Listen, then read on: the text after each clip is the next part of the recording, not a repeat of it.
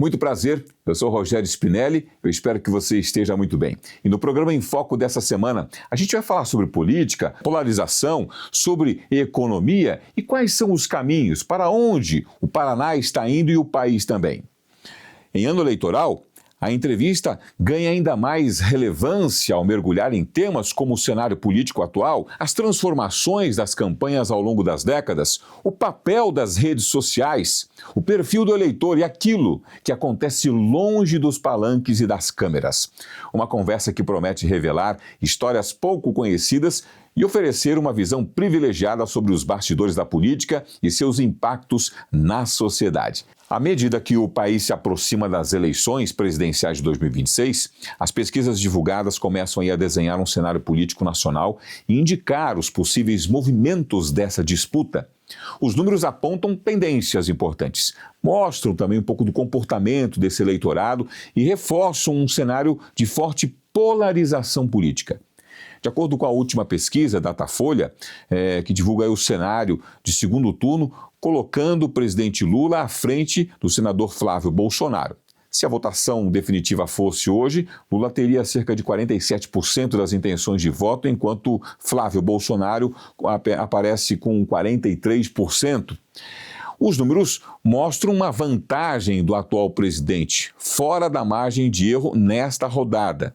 Mas também indicam uma disputa ainda competitiva, considerando o percentual elevado dos dois principais polos políticos. Mas o desenho eleitoral não se limita ao segundo turno. O mesmo levantamento divulgado também avaliou o cenário estimulado de primeiro turno.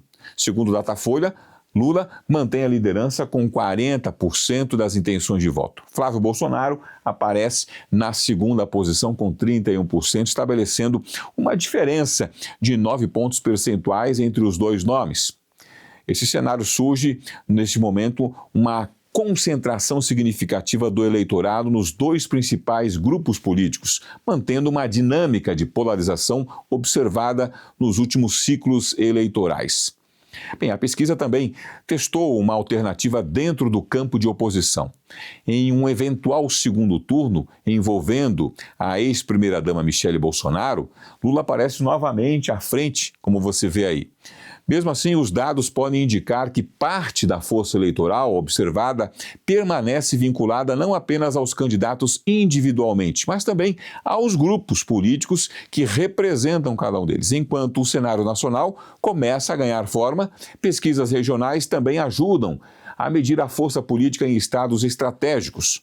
No maior colégio eleitoral do país, levantamento do Instituto Paraná, pesquisas aponta vantagem do atual governador paulista, o Tarcísio de Freitas, na corrida eleitoral do estado de São Paulo. Segundo pesquisa registrada no Tribunal Superior Eleitoral, Tarcísio aparece com 47,3% das intenções de voto, enquanto Fernando Haddad soma 33,5%. Vejam, por se tratar do maior colégio eleitoral brasileiro, os movimentos políticos em São Paulo costumam ser acompanhados com atenção por partidos e analistas, principalmente pelos reflexos que podem gerar no cenário nacional. Mas esse termômetro eleitoral não se mede apenas pela intenção de voto. Outro dado observado por campanhas e estrategistas é o índice de rejeição dos candidatos. E a pesquisa Datafolha mostra uma disputa bem equilibrada também nesse indicador. Segundo o levantamento, 46% dos entrevistados afirmam que não votariam em Flávio Bolsonaro. De jeito nenhum. Lula aparece logo em seguida com 45% de rejeição. Enquanto pesquisas ajudam, pelo menos, a desenhar esse cenário eleitoral, acontecimentos de bastidores também podem alterar o ambiente político e econômico. E são muitos os que acontecem ao longo desse período. Em maio de 2026, por exemplo, um dos temas que ganhou destaque foi a divulgação das conversas envolvendo o senador Flávio Bolsonaro e o banqueiro Daniel Vorcaro, ex-dono do Banco Master. O caso rapidamente ultrapassou o campo político e passou a repercutir também no mercado financeiro.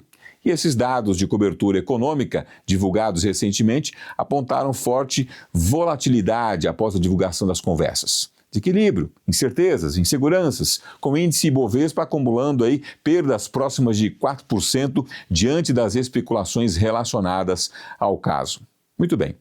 Analistas costumam observar que, em períodos de maior incerteza política, mercados financeiros tendem a reagir com maior sensibilidade, especialmente quando episódios passam a envolver possíveis impactos eleitorais ou institucionais.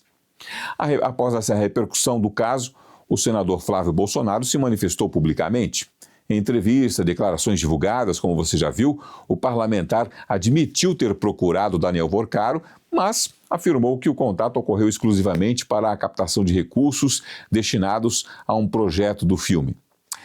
Flávio Bolsonaro negou qualquer irregularidade ou oferta de vantagens e declarou que o episódio, segundo suas palavras, abre aspas, não abala, fecha aspas, sua pré-candidatura, acrescentando aí, vou até o fim, fecha aspas.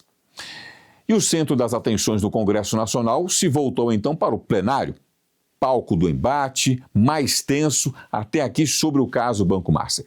O vazamento das gravações envolvendo o banqueiro Daniel Vorcaro e o senador Flávio Bolsonaro mudou o ritmo das articulações em Brasília e virou peça-chave nessa disputa eleitoral deste ano. E diante das cobranças de governistas, da pressão por investigações, a resposta da oposição veio de forma contundente e direta. O senador Flávio Bolsonaro pediu a palavra em plena sessão plenária para rebater as acusações, confrontar os adversários e exigir publicamente que o caso seja apurado por uma CPMI. Vamos acompanhar um pouco as fortes declarações do parlamentar no plenário do Congresso. Mais do que nunca é necessária a instalação dessa CPMI do Banco Master, porque eu tenho um desafio a fazer.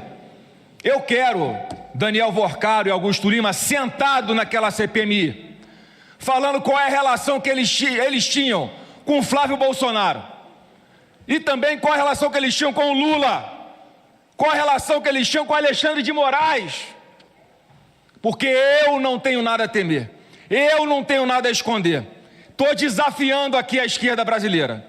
E aí vem o suspeito de receber mensalinho de R$300 mil, o filho do Lula, o filho do presidente da República, sendo investigado como suspeito de receber o dinheiro dos aposentados do INSS. Então esse é o lado da corrupção.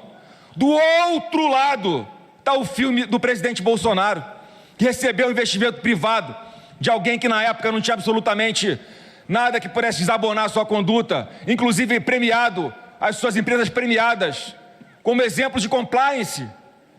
Desse lado de cá, junto com o filme, está o patrocínio na Globo, está o patrocínio no SBT, no Metrópolis, uma série de outros veículos de comunicação, realização de eventos como Fórmula 1, eventos em Nova York. Esse lado não tem nada de errado. E é por isso, presidente, que a gente precisa urgentemente dessa CPMI, a investigação sobre o filho do presidente. Eles trocam o próprio delegado da investigação. Isso é inaceitável. Agora, para além da repercussão de Flávio Bolsonaro e Vorcaro, a disputa pela presidência da República este ano pegou a rota internacional, transformando a Casa Branca em um dos palcos centrais da pré-campanha aqui no Brasil. Dois movimentos paralelos acenderam os holofotes sobre a relação diplomática e comercial entre Brasília e Washington. A recente reunião oficial entre o presidente Lula e o presidente dos Estados Unidos, Donald Trump, na Casa Branca, selou um movimento de apaziguamento diplomático após meses de tensões bilaterais. O encontro de quase 3 horas foi bem recebido, aparentemente. Segundo pesquisa Janel Quest, 60% dos brasileiros avaliaram que essa reunião entre Lula e o Trump foi amplamente positiva para o Brasil. No centro prático da mesa de negociações estão os impactos econômicos diretos. Comitivas de empresários brasileiros e representantes do governo federal intensificaram reuniões em Washington no último mês para discutir as tarifas de importação impostas pela gestão Trump. Diplomatas americanos sinalizaram aos industriais brasileiros que o tarifaço aos produtos nacionais é tratado por Washington como um problema político, associado a pressões internas e não puramente comercial. Buscando então uma saída comercial para aliviar essas tarifas, o presidente Lula declarou oficialmente que o Brasil espera atrair investimentos diretos dos Estados Unidos para a exploração de terras raras em território nacional. E qual é o impacto real no bolso do produtor? Analistas de comércio exterior apontam que o alinhamento pragmático entre Lula e Trump tenta blindar o agronegócio brasileiro, mas a indústria de transformação segue sob forte pressão. O governo brasileiro tenta costurar um acordo de exceção tarifária, argumentando que o aço e os produtos manufaturados do Brasil são essenciais para a própria cadeia produtiva dos Estados Unidos. E para fechar, o encontro bilateral também resultou em avanços na área de segurança. O governo brasileiro propôs formalmente a criação de uma força-tarefa de maior integração de inteligência entre os dois países para asfixiar as rotas financeiras internacionais das grandes facções criminosas da América Latina. Um ponto de total interesse da agenda de segurança nacional de Donald Trump. Encerramos então esse bloco entendendo que a política vai muito além das campanhas eleitorais, dos discursos e das disputas nas urnas. Ela envolve articulações, decisões estratégicas, construção de alianças, transformações sociais e acontecimentos que muitas vezes permanecem longe dos olhos do público, mas que ajudam a definir os rumos do país e da sociedade. No próximo bloco, vamos aprofundar essa conversa recebendo alguém que acompanhou de perto momentos importantes da política brasileira e também paranaense. Recebemos aqui no Em Foco o médico, ex-ministro da Saúde, ex-deputado federal e escritor Luiz Carlos Borges da Silveira. Autor do livro Bastidores da Política Paranaense, Dr. Borges da Silveira compartilha experiências, análises e histórias vividas nos corredores do poder ao longo de décadas de atuação na vida pública. A conversa sobre eleições, cenário político, bastidores, os desafios do ano eleitoral e aquilo que acontece além dos palanques e das câmeras. É daqui a pouco, o Em Foco volta já.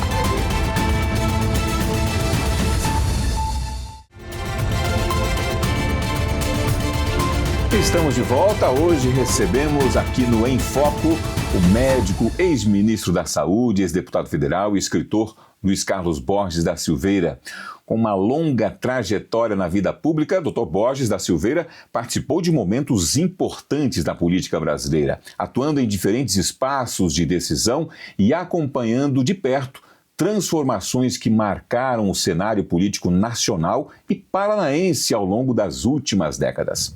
Além da atuação na medicina e na política, ele também reuniu experiências e histórias em a sua mais recente obra, Bastidores da Política Paranaense. Livro que traz relatos, análises e episódios que ajudam a compreender acontecimentos que muitas vezes ficaram longe dos holofotes, mas influenciaram decisões importantes. Em um período em que o país já começa a olhar para as eleições agora de 2026, a conversa de hoje também passa pelos desafios do cenário político atual, pelas mudanças das campanhas ao longo dos anos e pelos bastidores que ajudam a desenhar o mapa político brasileiro. Muito obrigado por ter aceitado o convite aqui do programa Em Foco, para estar presente conosco aqui na Rede TV Paraná, para a gente poder debater um pouquinho, conhecer um pouco mais de mais uma obra que o senhor agora construiu para nos abrilhantar, enriquecer também esse conteúdo paranaense e aí tudo aquilo que o senhor já viveu na política aqui no Brasil. Muito bem, um prazer estar aqui com vocês e poder também, através da nossa vivência, não é? E que vivência, de né? muitos anos. Não é? E é o segundo livro que eu escrevo de política. Eu já escrevi um e que deu uma repercussão muito grande também. Foi o 30 anos da Nova República, altos e baixos da Nova República. Foi 6 presidentes, né? Desde o Sarney até quando a Dilma foi afastada. Então, foi um relato. E este livro foi também, porque eu acho que o Paraná, que é um estado hoje fantástico, um estado que é exemplo no Brasil, não é? É um estado que teve um desenvolvimento muito grande a partir de 1960, quando foi o governador Ney Braga, assumiu o governo, ele da escola francesa, ele formou uma equipe E além de formar uma equipe de jovens, ele estruturou o Estado, criando a Companhia de Desenvolvimento, reestruturando a Copel, o Banco do Estado. Ele criou um departamento de assistência técnica aos municípios. E nessa época, eu tinha 21 anos, fui chefe de gabinete desse departamento. Né? Então aquilo me deu uma experiência, mas ele abriu uma condição para o desenvolvimento do Paraná. E que os outros governadores que fizeram, cada um a sua parte. E esse livro é um registro, exatamente porque eu acho que o Paraná é um estado que... Eu vou ter que falar um pouquinho da história do Paraná.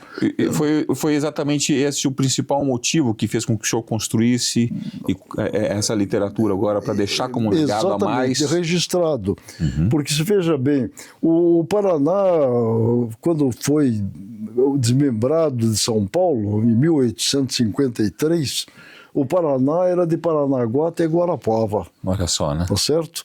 Então você tinha só isso aqui. Basta dizer que o ex-governador Bento Munhoz da Rocha Neto, uma grande figura, trouxe as cooperativas da Alemanha, da Holanda, para onde? Para Castro, Palmeira e Guarapuava. Tudo aqui pertinho, né? Hoje o cooperativismo é muito mais forte no oeste, no Paraná. É verdade. Mas não existia o oeste. Sim. Então, o que aconteceu? Mais próximo ali do estado de São Paulo, né? Nós tínhamos, então, como eu disse, de Paranaguá até Guarapuava. Era o estado do Paraná. Daí vieram imigrações de italianos, de alemães, japoneses por norte do estado. Vieram. Na verdade, ucranianos, poloneses. E em São Paulo, os paulistas foram para o norte do Paraná. E essa miscigenação toda fortaleceu muito a nossa cultura. O ciclo do café, então os paulistas foram e colonizaram. Paulistas e mineiros colonizaram o norte do estado. Os gaúchos colonizaram o oeste e o sudoeste. E depois se juntaram, como eles vieram aqui para trabalhar, se juntaram com os paranaenses e conseguiram transformar esse estado fantástico que é hoje. Sem dúvida. Porque o Paraná, Rogério, tem 2% do território nacional e produz 20% da produção agropecuária do país. Uma referência, né? Uma referência. E mais, ele tem um clima quente no norte e um clima frio no sul. Então, tudo que dá no Brasil favorece bastante. Dá no Paraná. Favorece bastante. E é muito diferente, realmente. Eu tive a oportunidade de morar em outros estados do Brasil. Exatamente. Mas com isso, houve esse crescimento, a participação dessas populações que vieram para cá, construíram, junto conosco, paranaenses, esse grande estado, mas nós ficamos sem identidade. Tem uma cultura paranense. E o senhor vê, então, que nessa transição, na chegada de Ney Braga, que nesse período, o senhor já destaca aqui, inclusive, em alguns episódios, um pouco dessa história nos bastidores da política paranaense, né? Sim. Foi um divisor de águas, de fato mesmo, para o crescimento e desenvolvimento do Estado. Foi nesse momento que o senhor vê. Eu poderia, sim, dizer o seguinte, que o Paraná tinha um crescimento aritmético, né? E a partir de 60, geométrico. Uau! Mais ou menos uma comparação dessas, né? E depois nós tivemos bons governadores que cada um cumpriu o seu papel, perfeito, fez a sua parte, na verdade. Agora, quando eu lancei esse livro na Assembleia Legislativa, agora, recentemente, foram 6 ex-governadores lá. Uau! Por causa que a parte do foco das suas atuações, eu deixei para eles fazerem. E eu achei interessante cada um fez um relato da sua obra como governador. Ou seja, não teve a sua interferência de opinião e a sua visão, né? Então eu não critiquei nem elogiei. Em cima de uma humildade muito grande, viu, doutor Borges? Eu fiz a primeira parte do livro, que eu conto todas as eleições, desde 60 até hoje, como é que aconteceram, como é que foi as artimanhas, os acertos. Então, e é exatamente nesse ponto que eu queria chegar agora, que o título já fala, né? Bastidores. E aí, quando está nos bastidores, a gente que trabalha em televisão aqui, a gente tem os bastidores aqui, né? As pessoas estão vendo a gente diante das câmeras, né? É aquilo que a gente quer mostrar. Mas os bastidores acontecem algumas coisas que não são vistas, não são apresentadas e muitas vezes são esquecidas. Exatamente. E é nesse ponto que o senhor quer trazer um pouco mais desse livro, desse conteúdo.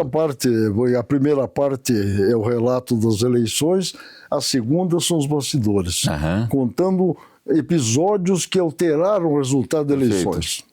Então, eu conto lá, por exemplo, os mais, vamos dizer, jovens, não tão jovens, não sabem a história, por exemplo, do governador que foi caçado no Paraná, Haroldo Leão Pérez. Exato. E por que ele foi governador? No tempo da Revolução era nomeado pelos militares. Exato.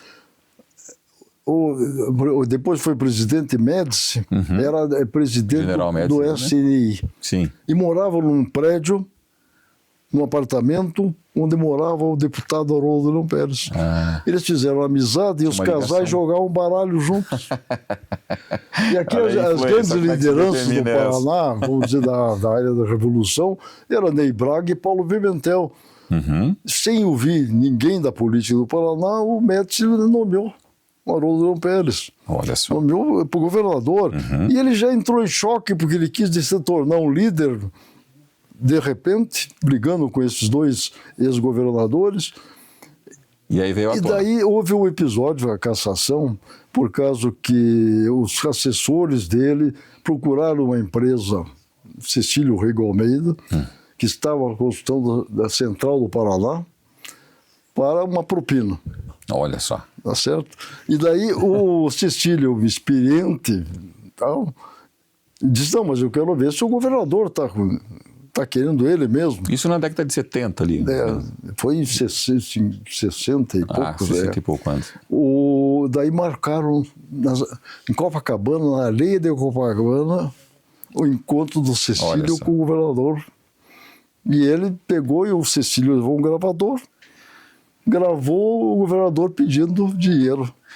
E daí Você vê que já naquela época, né, a gente não tinha a tecnologia que a gente tem hoje, né? Exatamente. E já com esses gravadorzinhos ele conseguiu registrar. E com isso o presidente teve que tirar o governador. Foi o único caso aqui no Paraná.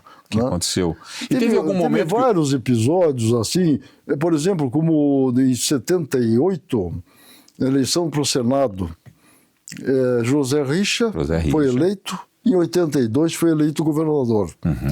Em 78, tinha sublegenda nos partidos políticos. O partido podia lançar até 3 candidatos e somava os votos desses candidatos e o mais votado seria eleito.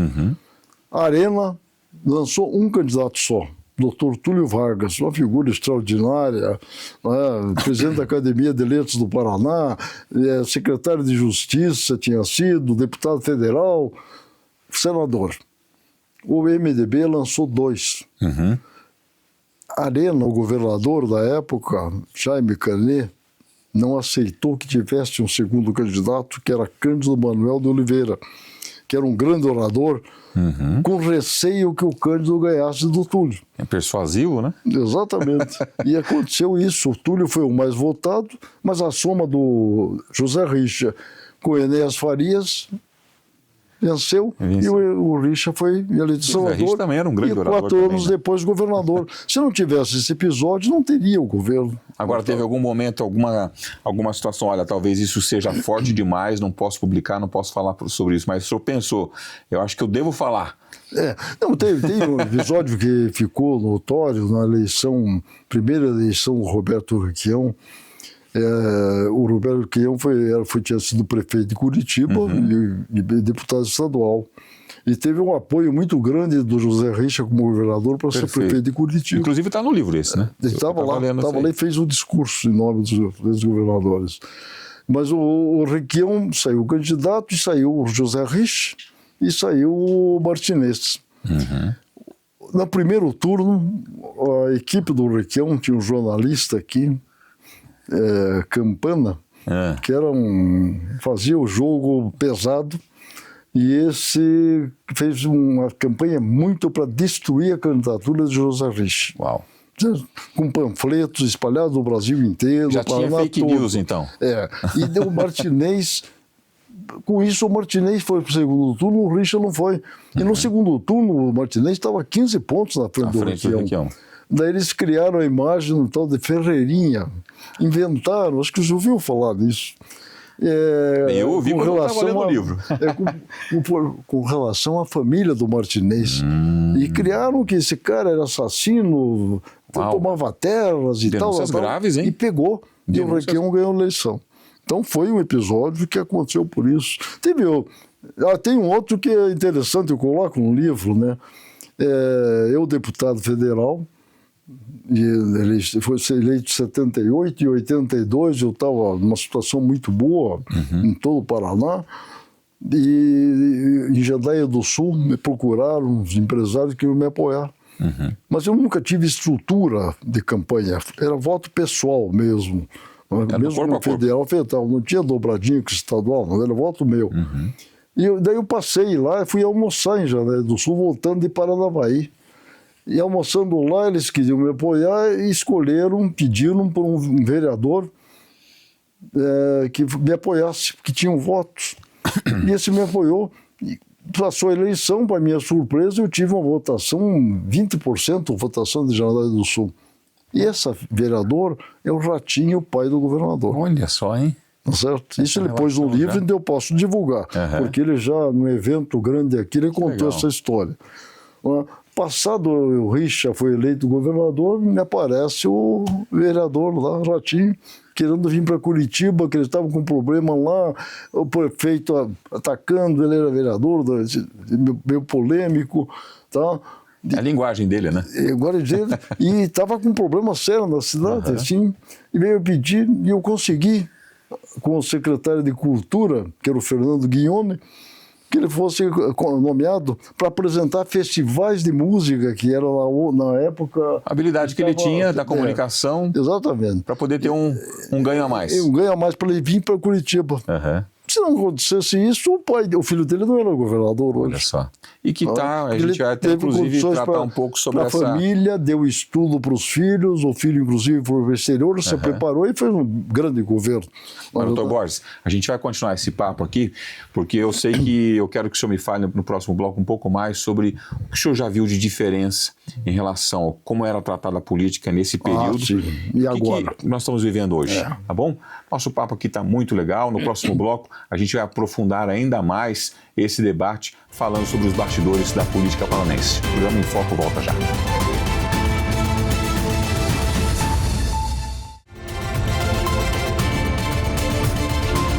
Estamos de volta hoje falando sobre política, bastidores do poder e cenário eleitoral. Seguimos a conversa aqui com o médico, ex-ministro da Saúde, ex-deputado federal e escritor Luiz Carlos Borges da Silveira, que reúne décadas de experiência na vida pública e uma trajetória marcada pela participação em momentos importantes da política brasileira e que está trazendo um pouco mais de algumas situações que aconteceram, doutor Borges, dentro desses bastidores, né? Que muitas vezes o político ou as reuniões de bastidores falam-se algumas coisas, mas diante das câmeras e diante dos holofotes são falados outros. Muda muito a questão de política? Isso é estratégico da política? Como é que o senhor vê isso? Veja bem, a política hoje mudou. Não é? Você tinha, antes, você tinha partidos políticos. Você tinha convenções. O partido, o povo e os filiados faziam a convenção municipal, depois iam para a convenção estadual, depois a convenção nacional. Com mandato, os diretórios. Depois de um certo tempo, os congressistas resolveram mudar isso e acabaram com esse mecanismo. Criaram as comissões provisórias, que eles podem manobrar do jeito que querem. Trocam a comissão provisória e acabaram com as convenções. Então, hoje nós não temos uma participação do povo nos partidos políticos. Então você não tem partido político organizado que seja a mesma cara no Rio Grande do Sul e no Rio Grande do Norte. Tá certo? De acordo com a conveniência regional, é um tipo de partido. E isso automaticamente muda a maneira de se votar e de se pensar no político. Então isso criou uma situação dessa, hoje eu diria assim, o termo esculhambação política que está o Brasil. Tá certo? Hoje é séria a situação, muito séria. O senhor acredita que então você pega um diretório lá, o diretório estadual pode trocar o diretório municipal do jeito que quiser. Então, sem interferência daqueles que estudaram lá. Então, os partidos enfraqueceram e a democracia tem que ter partidos fortes. E essa polarização que se diz hoje toda, essa divisão que aconteceu no país, no seu ponto de vista, tem sido prejudicial? O que eu queria perguntar, assim, ela compromete o respeito à democracia, à legitimidade, reconhecimento da legitimidade daquele candidato? Veja bem, nós temos eleições em 2 turnos.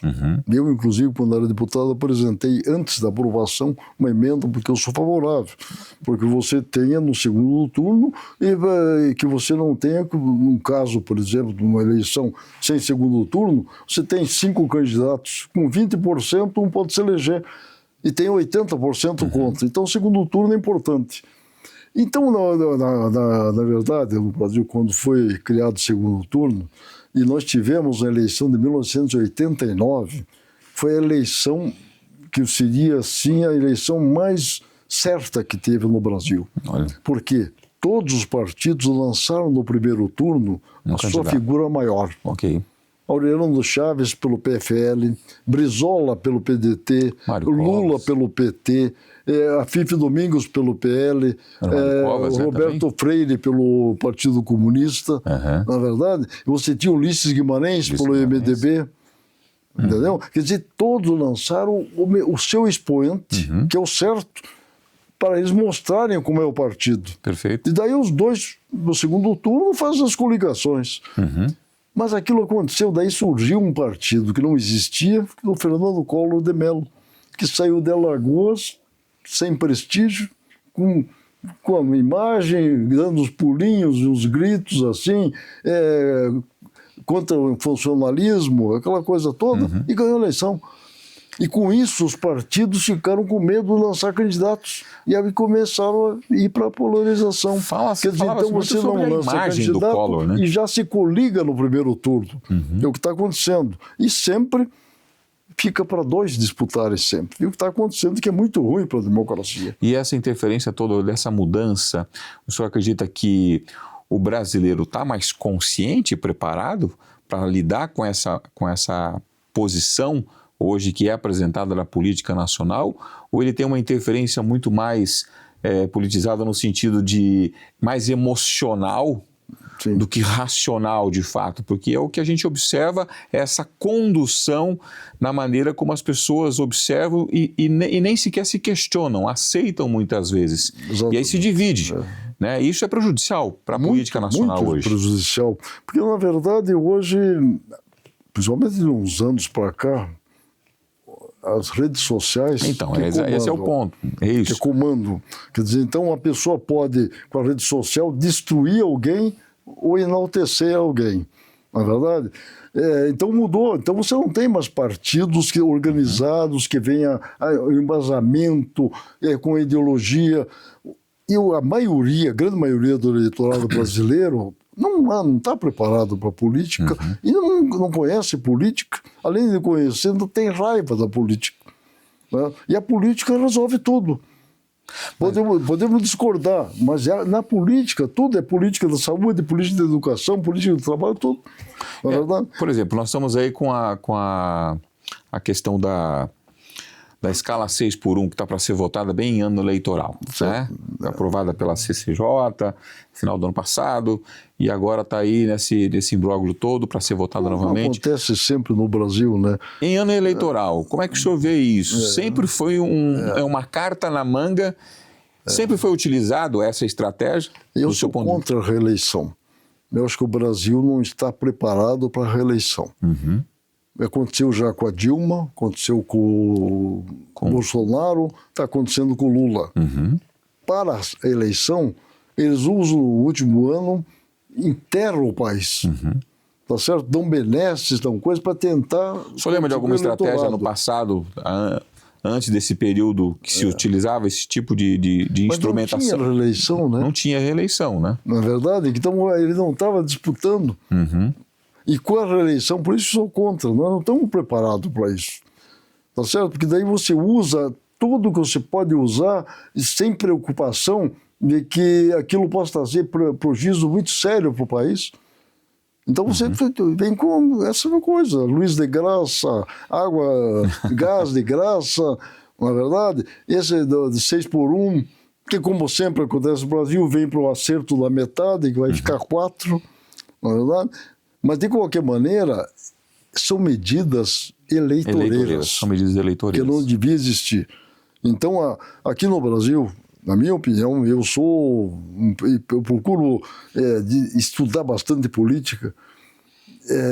No Brasil, nós precisamos de duas coisas: acabar com a reeleição e voto distrital misto.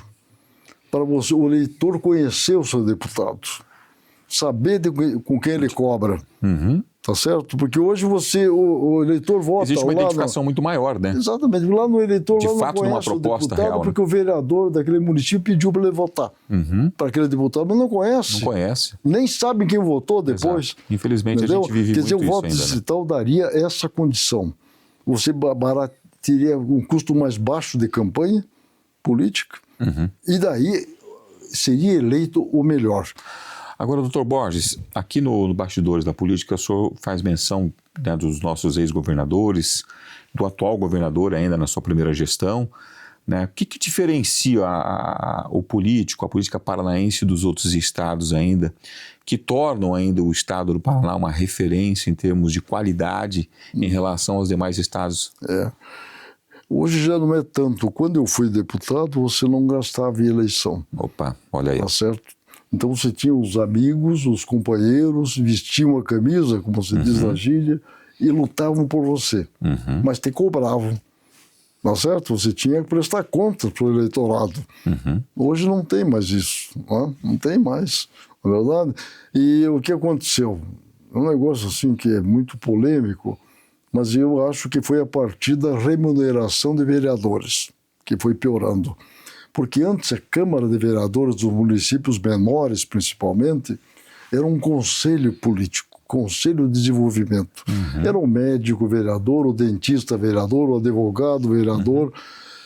Hoje, como tem remuneração, eles continuam tendo uma sessão por semana, tem o salário um dos melhores do município, pequeno, na verdade, e gasto na campanha.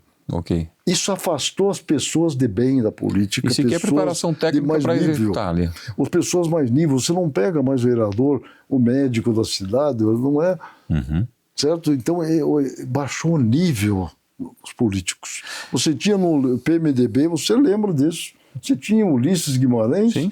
E altamente tinha preparado. Tancredo Neves. Hoje altamente tem Renan Calheiros. Então, é verdade. Isso aconteceu no Brasil todo. Agora eu vejo, por exemplo, que o senhor, como foi ministro da Saúde, né, no período ali do presidente José Sarney, lançando campanha como o Zé Gotinha, né, que foi uma referência nacional ali e que ajudou muito no processo ali, né, das vacinas, da poli e tal. O senhor tinha preparo técnico, né, da função da qual exercia, tanto como médico, né, como conhecedor da causa da situação, e pôde estruturar durante quase 2 anos, né, implementar a sua forma de apresentar toda aquela proposta que foi feita com muito sucesso naquele período e que se tornou um legado na sua gestão ali como secretário ministro daquele momento, né?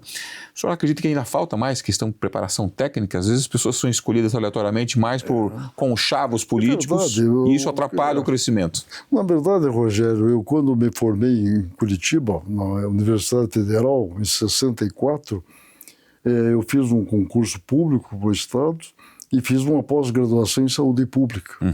E daí eu fui nomeado para chefiar o distrito sanitário da região sudoeste, que era a região mais nova do estado. E fui implantar saúde pública lá. Aquilo me deu uma experiência. Quando eu fui eleito, anos depois, deputado federal, eu fui, por 2 legislaturas, presidente da Comissão de Saúde da Câmara. Criamos um simpósio nacional de saúde para mudar, porque a saúde médico-hospitalar era do Ministério da Previdência, era do INAMPS, não era da saúde. E essa dicotomia, era muito ruim o sistema. Bastante. Então foi uma luta, uniu a esquerda e a direita, nós percorremos o Brasil, foi criado o Parlamento Brasileiro de Saúde, unindo as comissões de saúde das câmaras do deputado, do Senado e das Assembleias Legislativas.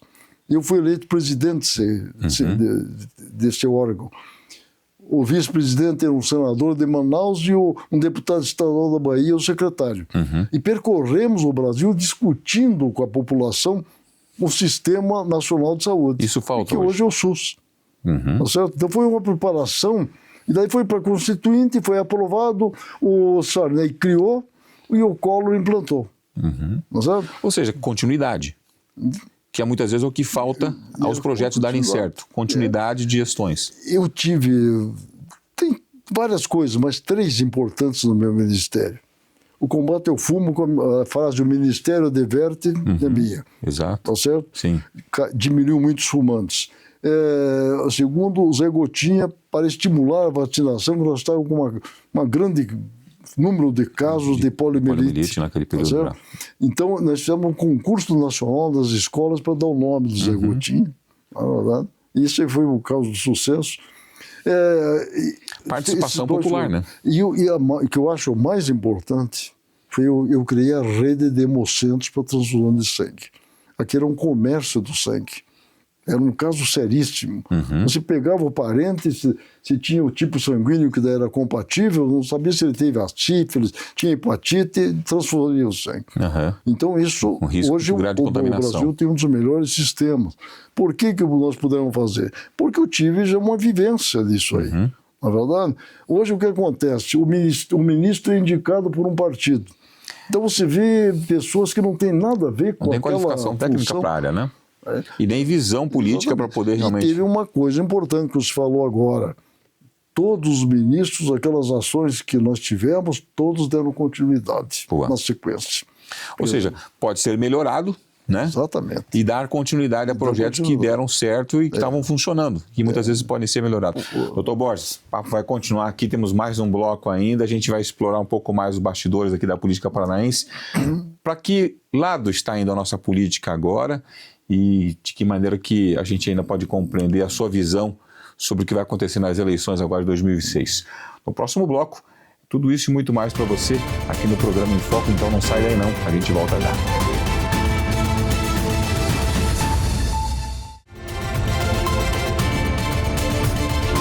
Muito bem, voltamos agora para o último bloco do Em Foco.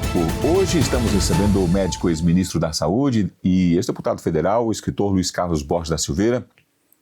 Depois já entendemos um pouco mais sobre os bastidores aqui da política paranaense. É hora de olhar também para o futuro, né? Compreender quais caminhos podem redesenhar esse ambiente político brasileiro nos próximos anos, uma vez que nós estamos aí vésperas de uma eleição e ano também de Copa do Mundo, né, doutor Borges? Que isso que vai ser mexe um pouquinho com a emoção, tenta desvirtuar um pouco o foco de algumas coisas, dos escândalos que acontecem aí.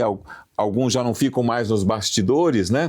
Vêm à tona e isso acaba tornando difícil e oportunidades que acontecem muitas vezes, porque o senhor traz aqui no livro também algumas situações que aconteceram, por exemplo, das oportunidades. Por exemplo, a pessoa, infelizmente tivemos algumas pessoas que faleceram no período do mandato, são os imprevistos que acontecem ao longo de um mandato ali que muitas vezes interfere no processo daquela pessoa realmente assumir o poder. Como é que o senhor vê isso hoje aqui em função da política nacional, desses escândalos que surgem, desse momento que a gente está vivendo agora, por exemplo, com relação aí ao Banco Master, né, que mexe com todos esses políticos que estavam envolvidos, um que estava à frente agora está mais atrás. São episódios que interferem no processo político durante um processo eleitoral antes de uma campanha. Aconteceu muitas vezes isso, né, doutor Borges? Sem dúvida. Mas uma coisa que, na verdade, nós precisamos de 2 reformas de base para o Brasil. A reforma política e a reforma moral. É falar da tributária que está em viés, né? Mas é a moral mesmo, né? A moral, certo? Porque você veja esse caso do Master, a criatividade dessa família, porque não é só o Vorcaro lá, o pai dele, ele comandava a máfia toda. Ele criou uma máfia, tá certo? Envolveu, conseguiu trazer, participar com ele de todos os partidos políticos. Todos os partidos. Não sobrou ninguém.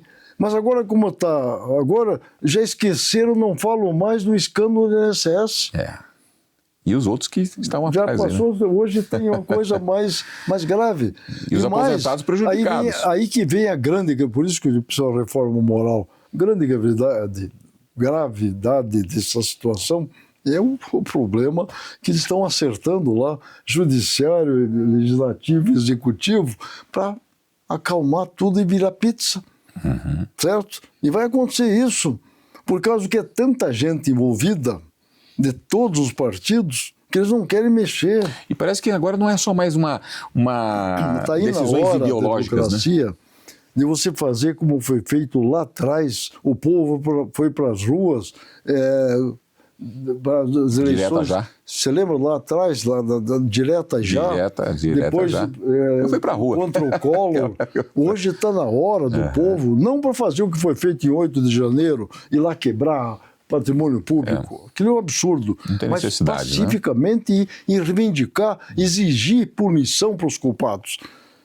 E não faz. Então o povo... Daí você vê o seguinte, quando você vê...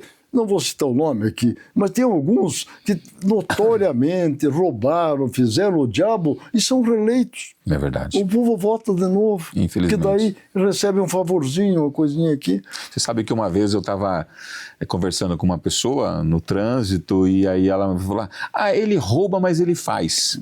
Isso era o Maluf, né? Aí eu falei para ela assim, olha, quem rouba e se você acredita nele, você está sendo conivente, né? Exatamente. Se você é conivente, então é aquela questão da reforma moral mesmo que o senhor está falando, né? Desde a base, né? Para que os nossos políticos também aprendam. E com isso o povo não está... Fala anticorrupção, mas a maioria do povo não está nem aí por isso. A nossa sorte é que esse país é o melhor país do mundo. É verdade. O país mais rico, não tem país com todas as condições que tem o Brasil. Muita coisa boa aqui. Ele consegue ir para frente com tudo isso que faz. Hein? Não podemos desacreditar, né? Temos que continuar acreditando, preparando essas gerações. Não tem jeito de segurar esse país, né? Porque é muito rico, né? Qual é o maior erro que o senhor acredita que o brasileiro ainda vem cometendo na hora de escolher os seus governantes, os seus representantes, doutor Borges? O senhor que já passou durante tantas décadas aí acompanhando essas mudanças desse cenário nacional e aqui no estado do Paraná também, como é que o senhor vê ainda? Qual que é o principal erro ainda? São muito parecidos com o que acontecia lá atrás? Ou essa influência toda ideológica e das redes sociais realmente atrapalhou e confundiu? Eu acho que volta aquilo que eu falei, a falta de partidos políticos ideologicamente definidos, sejam partidos nacionais, porque o partido, qualquer um deles, com exceção do PT, que é a mesma cara em todo o Brasil. Os outros partidos têm uma cara em cada estado de acordo com o seu líder. Isso divide forças. Ficaram os donos de partidos, na verdade. Então, os donos do partido criaram um fundo partidário que, como proposição não é ruim, mas hoje os donos do partido ficam distribuindo o fundo para poucos, na verdade. Emendas parlamentares. Emenda parlamentar começou com 5 bilhões, hoje é 50 milhões para cada deputado ou senador. Ele acerta os prefeitos, você não tem condições de um candidato novo disputar, porque no município pequeno, principalmente, o prefeito ele consegue dar voto para o seu deputado. Então isso aí ficou muito difícil de mudar.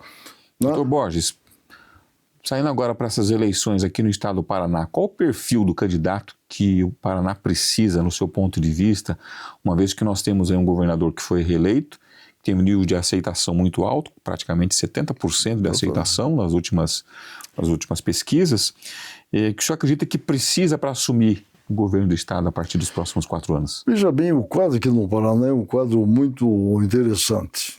O senador Sérgio Moro, ele está em evidência, senador, então é normal essa pesquisa agora que não vale nada. Não é?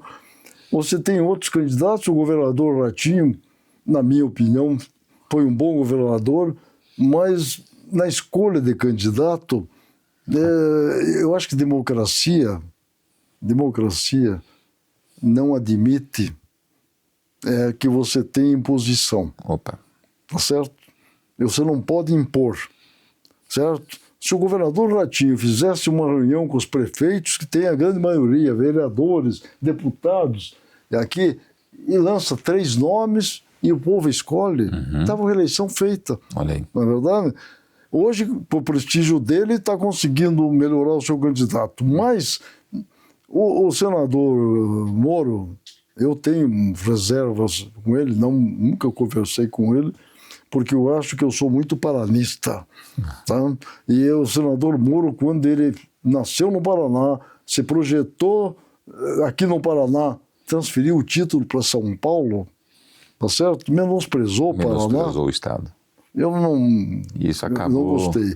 E o senador Moro, ele não é um bom articulador, ele não tem um embasamento partidário, então eu acho que vai ser. Ele não tinha esse viés político ainda, exatamente, né? E hoje, como as redes sociais comandam a política, então influencia pode muito, surgir, né? Alguém aí, de repente, aí, dando os gritinhos. O Jânio Quadros foi com a vassoura. O Collor contra os Marajás. Tá certo? E se dando bola para os políticos. É verdade. Então pode surgir isso. Saiu lá em São Paulo aquele Pablo, né? Quase ganhou a eleição lá também. Olha, esse é um papo que vai muito longe ainda. Doutor Borges, é uma pena. Bastidores da política paranaense é um registro histórico que a gente agradece muito, né, por estar apresentando essa obra aqui no programa Em Foco. Como é que as pessoas podem adquirir essa obra e ter um legado de conhecer quem passou aqui pelo Estado e deixou a sua contribuição de alguma forma?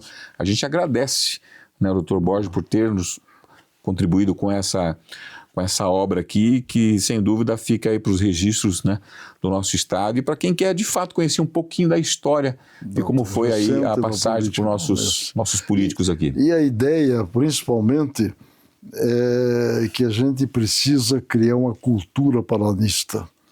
Perfeito. Certo? Você veja uma coisa, você vai no norte do Paraná ainda hoje, hoje Curitiba é a capital do Paraná, tem uns anos atrás não era. Uhum.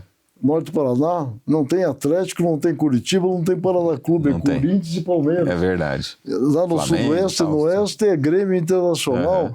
Certo? Então ainda falta você criar uma situação que o Paraná ocupe o espaço nacional que ele merece. Doutor Borges da Silveira, muito obrigado. Muito obrigado pela honra de estar conosco aqui no programa Em Foco. Vai ter outros momentos, a gente ainda vai falar muito sobre isso. Tá bom? Obrigado mais uma vez. Quero agradecer mais uma vez aqui, então, a presença do doutor Luiz Carlos conosco, falando sobre os bastidores da política paranaense, nesse trabalho que ele construiu para poder deixar um pouco da história, falando um pouco sobre os políticos que passaram e como deve ser a projeção da política para os próximos anos também. Olha só, a pesquisa mais recente do Instituto Paraná Pesquisas aponta a liderança isolada do senador Sérgio Moro na disputa para o governo do Estado. No cenário estimulado, Moro aparece no topo, com 42,6% das intenções de voto. O segundo colocado é o deputado estadual Requião Filho, que soma 19,7%, seguido de perto pelo ex-prefeito de Curitiba, Rafael Greca, que registra 16,3% dos votos. Mais abaixo, na tabela, aparecem Sandro Alex, com 8,6%, além de Luiz França e Tony Garcia, empatados ali com 0,8% cada um.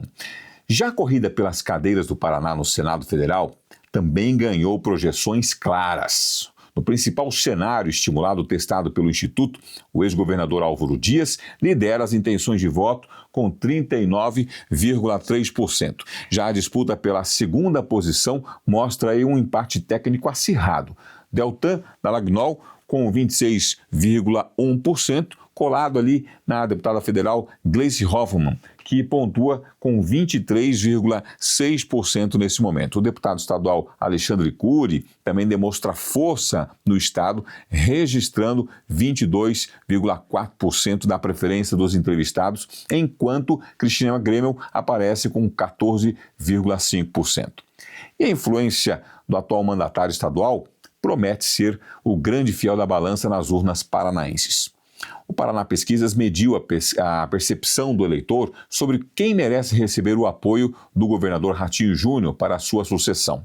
Para 38,5% dos entrevistados, o senador Sérgio Moro é o candidato que deveria ser o indicado pelo atual governador. Em segundo lugar, na percepção pública, aparece o ex-prefeito de Curitiba, Rafael Greca, com 16%, seguido pelo secretário Sandro Alex, com 11%. O deputado Requião Filho foi citado por 9,1% dos eleitores. Outro dado que serve de parâmetro para os palanques eleitorais é a avaliação da máquina pública.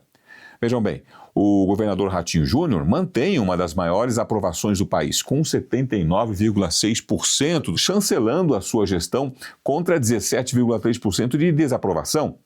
No detalhamento técnico, 67,9% classificam o governo como ótimo ou bom. E essa estabilidade reflete diretamente na rejeição dos pré-candidatos ao Senado.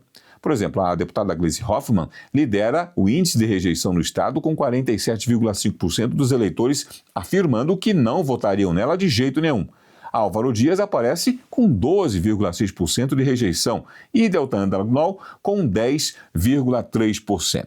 E na próxima semana, olha só, aqui no Em Foco, a gente vai mudar novamente o olhar para discutir um tema que exige atenção, informação e mobilização social: o combate ao trabalho análogo à escravidão e a construção de políticas públicas voltadas à proteção dos direitos humanos e trabalhistas. Recebemos no programa a doutora Silvia Xavier, advogada, servidora pública estadual e integrante da Comissão Estadual para a Erradicação do Trabalho Escravo no Paraná. A entrevista aborda a criação e os desafios dessa iniciativa inédita no Estado, que reúne poder público, instituições e representantes da sociedade civil para fortalecer ações de prevenção, fiscalização, enfrentamento e reinserção social de trabalhadores resgatados. Vamos falar sobre trabalho escravo contemporâneo, conscientização, direitos humanos, denúncias e os caminhos para tomar esse tema cada vez mais visível e debatido pela sociedade. E você também pode continuar acompanhando o Em Foco nas redes sociais. Siga a gente no Instagram e assista aos episódios completos no YouTube. Mais uma vez, obrigado pela sua audiência, um grande abraço, nos vemos na próxima semana. Até lá!